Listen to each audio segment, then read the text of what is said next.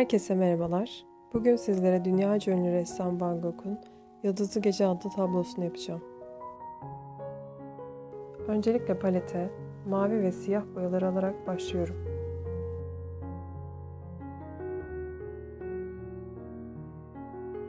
Bu resmi akrilik boya ile yapıyorum.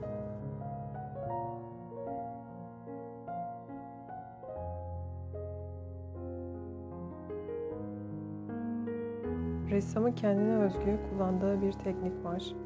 Kısa ve ustaca çizgilerle yaptığı bu resimde mavi ve tonları göze çarpıyor.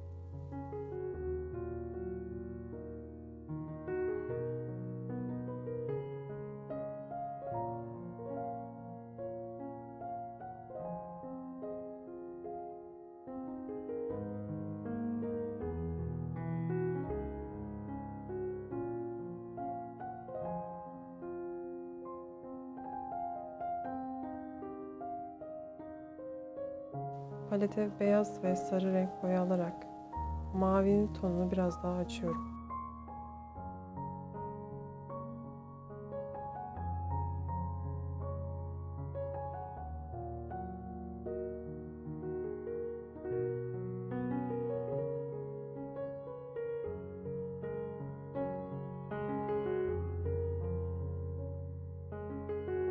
Bu şekilde oluşturulan kısa çizgiler aynı zamanda bilim dünyasına da bir katkı sağlamıştır ve bu bağlamda türbülans terimini bilim dünyasına katmıştır.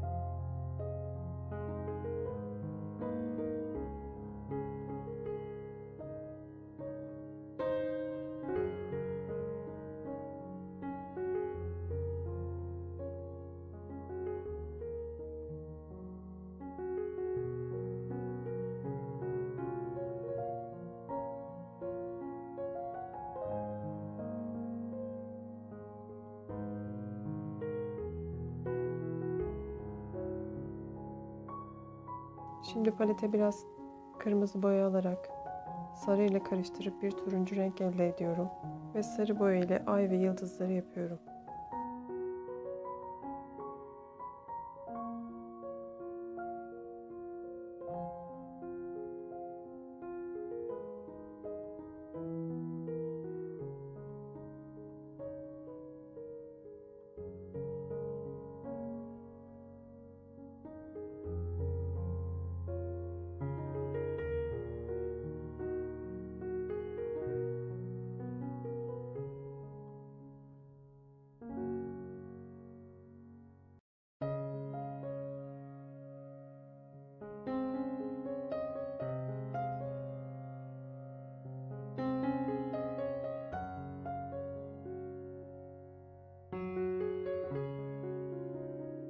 Bu resimde gökyüzünün girdaba kapılmış hali, kendine has bir biçime sahip yıldızlar, geceyi aydınlatan ay, huzur içinde uykuya dalmış bir köy ve upuzun bir selvi ağacı göze çarpıyor.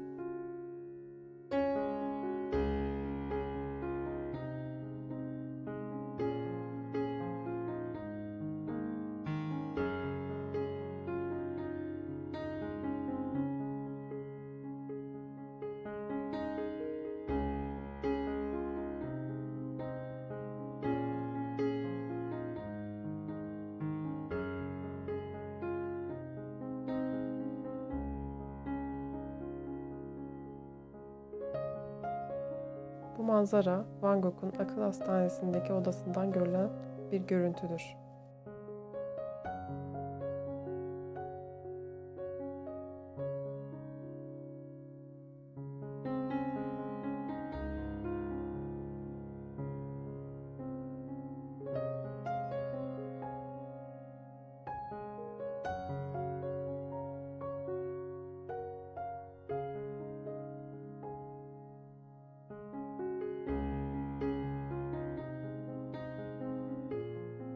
Resimde görülen köy ve kilise kulesi ise tamamen sanatçının hayal gücüyle yapılmış unsurlardır.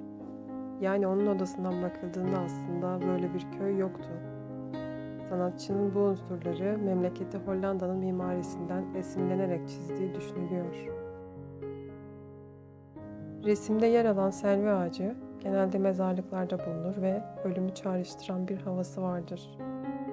Van Gogh şu sözüyle bu bağlantıyı destekler.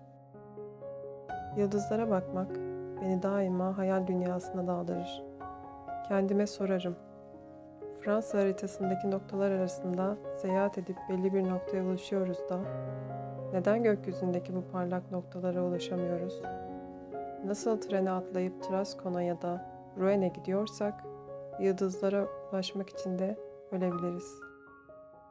Videoyu beğendiyseniz beğen butonuna tıklamayı ve kanalıma abone olmayı unutmayın. Bir sonraki videoda görüşmek üzere. Hoşça kalın.